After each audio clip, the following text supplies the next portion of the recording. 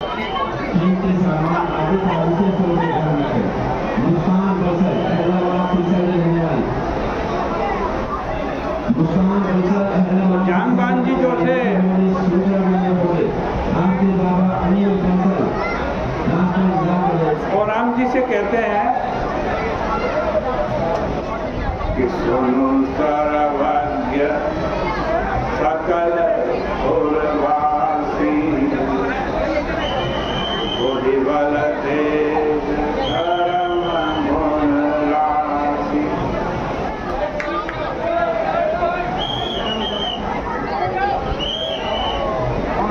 हे सर्वज्ञ,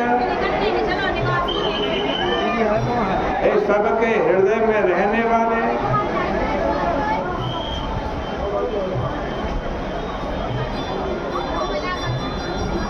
बुद्धि बल तेज धर्म गुण की राशि,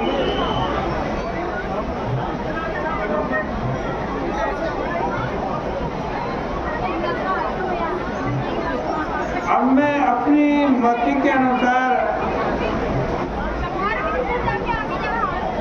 आपको कहता हूं कि अब की बार बाली के बेटे को दूत बना करके भेजो।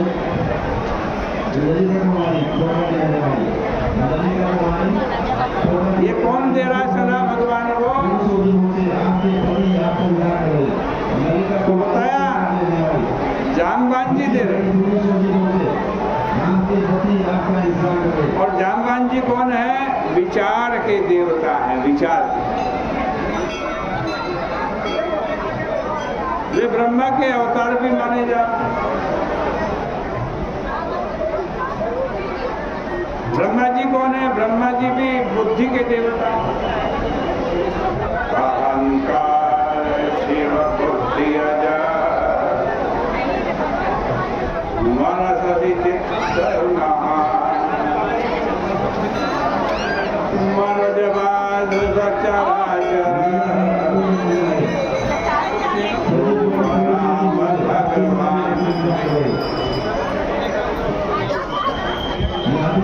शिव अहंकार के प्रतीक है, ब्रह्मा जी बुद्धि के प्रतीक है,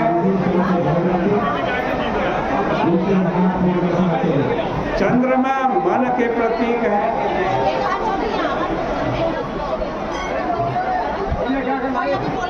और चित्त महत्तत्व के प्रतीक है।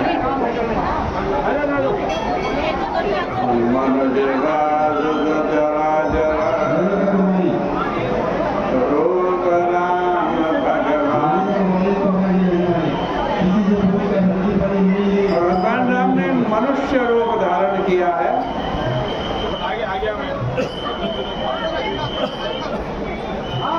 वो चर अचर सबके स्वामी।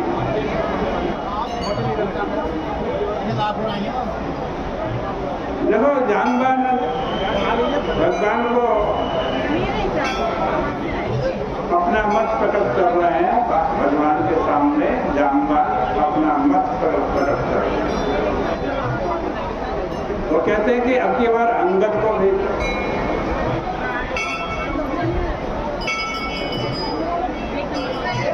अवस्था की दृष्टि से वे सर्वाधिक वृद्ध है। सबसे बूढ़े कौन है? राम जी की सेना में जामबान।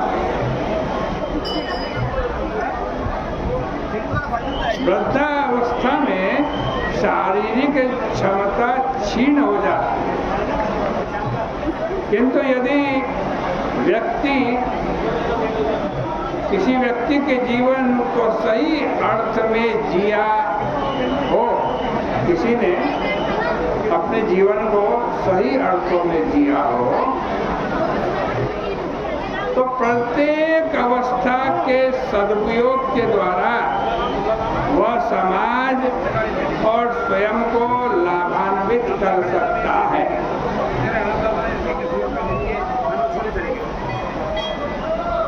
ये प्रकृति जो है ना, ये वस्तुओं का वितरण करते हुए बहुधा यह ख्याल रखती है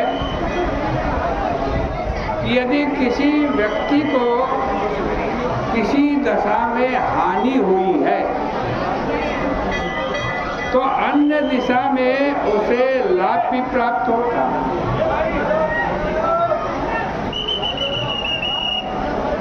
आप जरा देखिए, संसार में ही हमारे संत हैं रामभद्राचार्य, जन्मांध है, लेकिन पूरे शास्त्र उनको रटे हुए, आंख नहीं है तो बुद्धि ऐसी तीव्र है।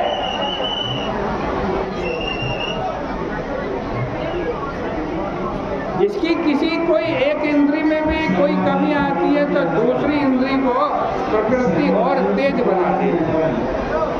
ऐसे ही अवस्था की भी बात, छोटा बच्चा होता है, बाल्यावस्था का बच्चा होता है, उसके अंदर बौद्धिक क्षमता न्यून होती है।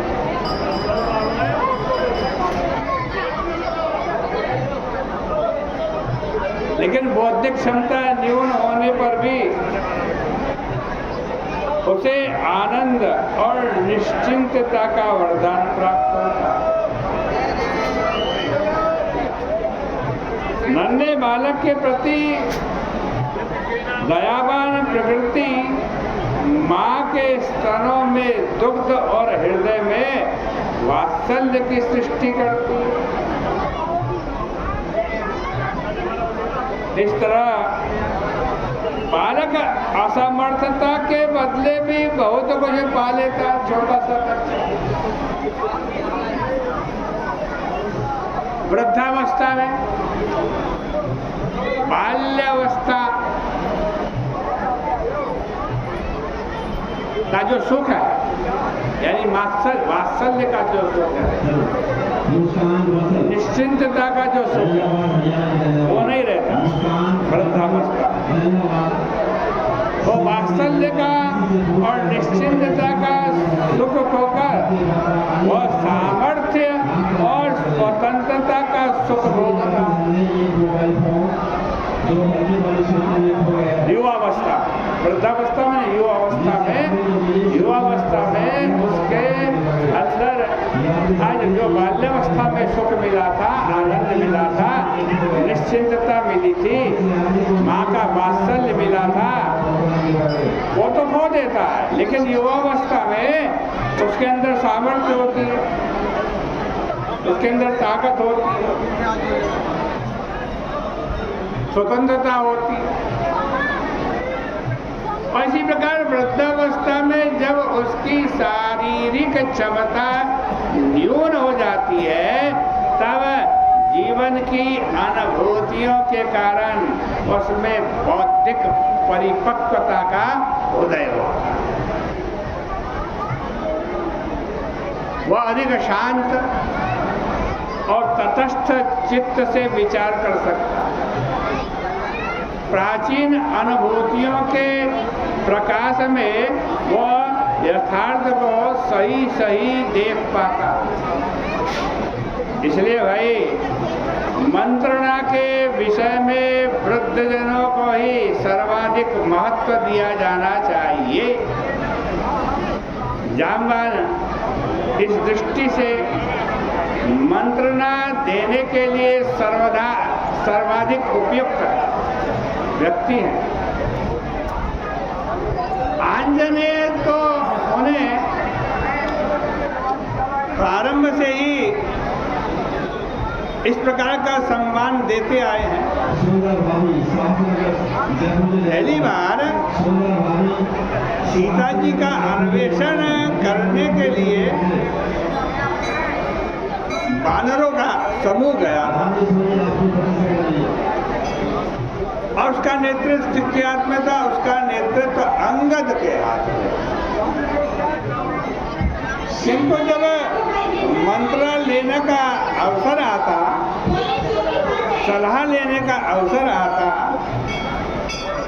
तो वो सलाह अंगद से नहीं लेते थे।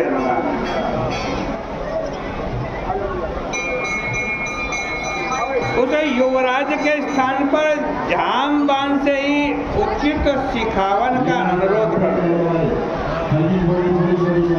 क्या कहते हैं?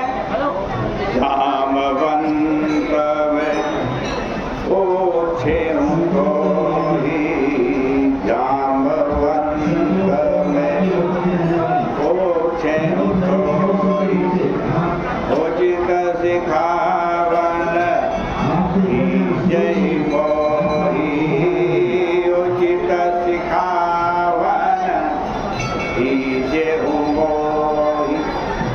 तो जामवान का इतना मान है, वही जामवान आज राम जी के सामने अपना मंतव्य प्रकट करता है कि भाई अब की बार दूत के रूप में अंगद जी को भेजा जाए। वो ऐसा क्यों कह रहा है, इसकी चर्चा कल करेंगे। आइए पुरुषोत्तम महात्म्य में चलते हैं।